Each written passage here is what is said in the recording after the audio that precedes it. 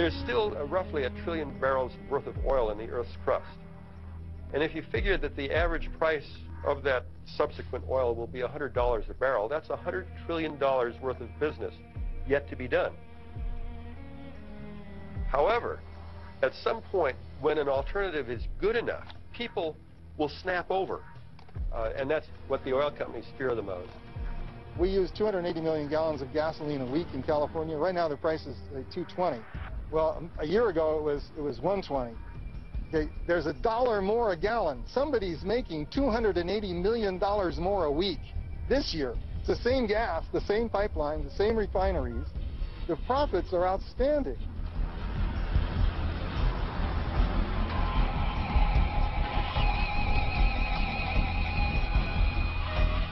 What the oil companies feared is that electric vehicles would become successful 6 years from now. What the automobile companies feared was that they'd be losing money on electric vehicles in the next 6 months.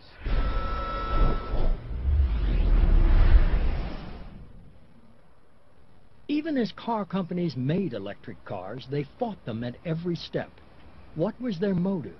Why were they so determined to take them off the road? I mean, I think in the beginning, General Motors didn't believe the car was going to catch on. I don't think they thought they'd ever have to worry about something like a conspiracy to keep it from happening. They hated the mandate.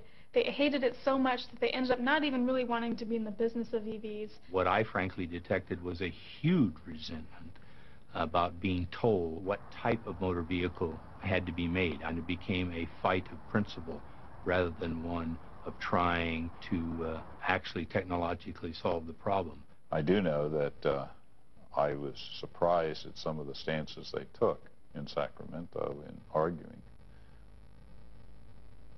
End of comment. In a confidential 1995 memo, the American Automobile Manufacturers Association sought to hire a PR firm to manage a so-called grassroots and educational campaign to create a climate to repeal the mandate.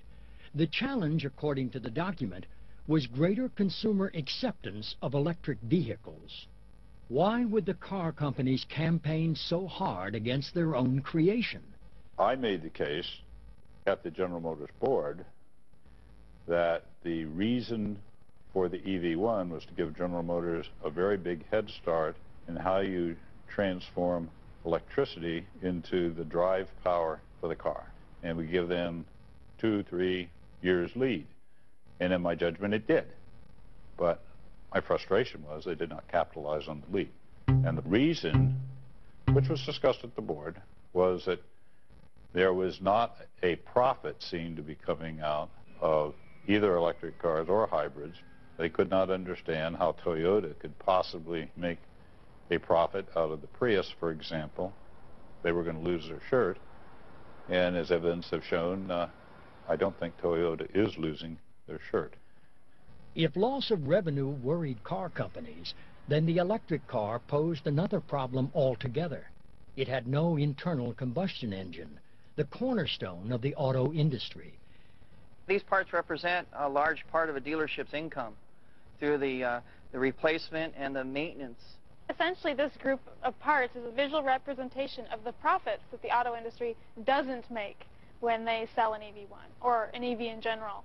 I can actually identify a lot of these that didn't get used on the EV1 program. You know, oil filters you need 4 times a year. That was probably the most prominent thing, along with the several quarts of oil every time. I didn't enjoy working on internal combustion engines just due to the fact you got so dirty. And working on EV1, I'd basically go home looking like this. Servicing the EV1 was pretty simple. It came in about every 5,000 miles. We'd put it in the air. We'd rotate the tires, add washer fluid to it, and send it back out on the street. It's amazing. Look how dirty I've gotten just in handling this stuff. It's kind of sad. In order to sincerely market a clean car, you have to suggest that your core product is dirty, and that it uses oil, and that it uses gas, and that it increases our dependence on foreign oil. And here's this product that doesn't. It looks very schizophrenic, but I think when it started, we can show the people in California we can meet the zero emission requirements. And later on, so do we want to show them that we can meet. That means all of our other cars. But the more it caught on, the more that there was this dichotomy between clean and efficient and non-polluting versus a suburban. Car companies had convinced themselves that they could not make money in the short term with the electric car. In order to do that, they would need an entirely different vehicle. General Motors made a commitment to the Hummer because they could see the Hummer would make them money. When the SUVs first came out, people were like, I can't drive that. That big old Especially thing? ladies, that's a tank. I can't see out of that. I'm going to murder somebody in that. That's too That's big. too big for me. But they convinced people, this is You need safer. this car. You need This a is big safer car. You need this for your family. The idea of a penny-pinching EV1 that was super green, you know, that didn't get a lot of traction, whereas the idea of a gigantic SUV that would, you know, crush your neighbor, that did get a lot of traction. Basically, that tells us what the 90s was about.